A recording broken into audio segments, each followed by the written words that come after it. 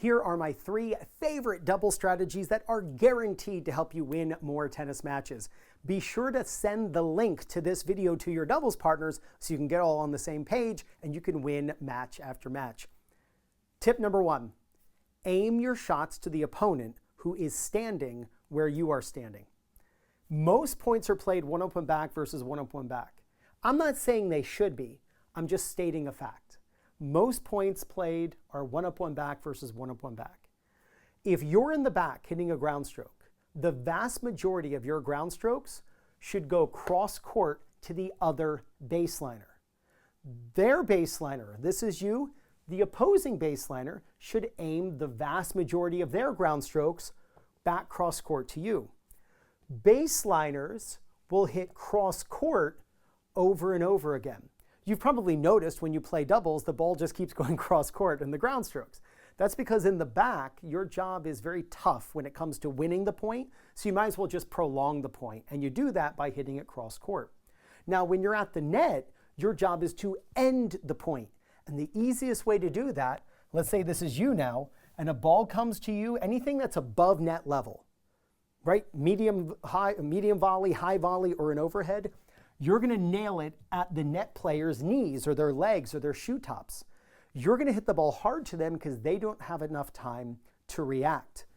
Baseliners should hit to baseliners. Net players should hit to net players. Are there exceptions to those rules? Of course, but you got to learn the rule first before you can start worrying about the exceptions. So if you have video footage of you playing doubles, just review the footage from this standpoint and say, am I hitting the majority of my ground strokes to the other team's baseliner?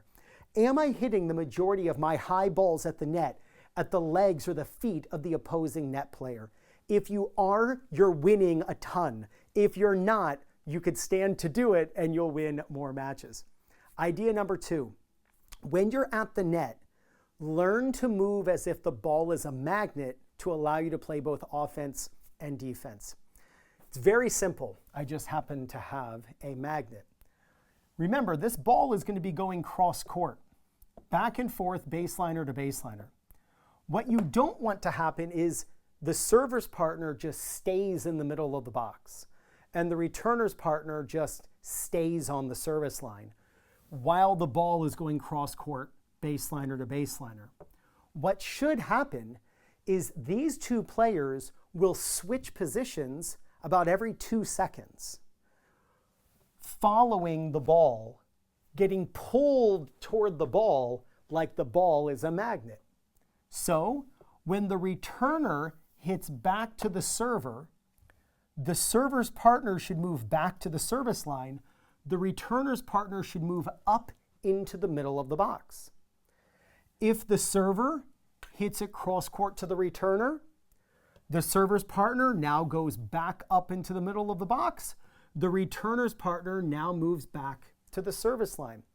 They are moving toward the ball as if the ball is pulling them like a magnet.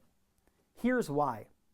When you're at the net, you have to play both offense and defense.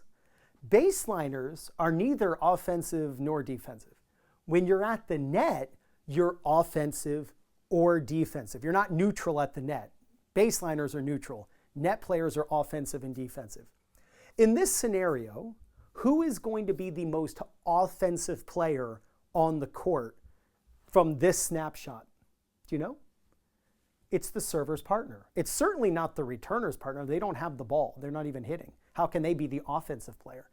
The server's partner is going to try to intercept the ball, and bam, remember the first idea is you nail it at the person who's at the net standing in the place you're standing. Net players aim for net players because the other net player doesn't have enough time to react. So this player moved back to the service line when their partner was hitting in case the ball was intercepted or just hit right at the server's partner, so they'll have more time to react. But once the ball goes cross court, there's no longer a reason for this person to be afraid of this player. Now they go forward and attack, and they try to intercept this player's next ground stroke. This server's partner now needs to fear this player, and they move back to the service line. If the ball is accidentally hit to the net player, remember, baseliners should hit to baseliners, but if the ball is accidentally hit to the net player, boom, should nail it right at this person's legs. Since they moved back, they might actually get the ball back. If the ball doesn't go to that player and it goes cross court, the whole cycle repeats. The reason the returner's partner starts the point generally on the service line has nothing to do with calling the serve in or out. It's a nice side benefit, but that's not actually why this player is on the service line. They're on the service line to give themselves a little more time in case the return is hit to the net player who's going to nail them. But once the return is hit back to the server, this player should not stay there. They need to attack, this player needs to move back, and it just keeps going. If you learn to move forward and back appropriately at the net, allowing you to play both offense and defense, you'll defend when your opponent crushes the ball at you, and you'll be so much better at attacking. Tip number 3, what to do when a great lob occurs. Let's say this is you, and a ball goes down the line over your head. Where should you go? Well, we know where your partner should go. Your partner should come over here to get it, because you're going to yell switch. Now, if you said onto the other side, that's only half the story. Okay, we know you should go to this side of the court, but where specifically? I'll tell you, you should go to the baseline. Here's the reason. Because this team is going to go somewhere. You know where they're going to go? They're going to put their toes on the service line. The team who hit that amazing lob is going to quickly position themselves toes on the service line. You are going to move back diagonally as your partner comes over and gets it. What shot does this person usually hit? They usually lob it back, right? Especially if they're right-handed and this ball's a backhand, they're just going to lob this ball back. And when they lob it back, this team is going to hit an overhead. Well, good thing when you switched, you didn't stay at the net. Because remember the first rule, you should hit the ball at the opponent who's standing where you're standing.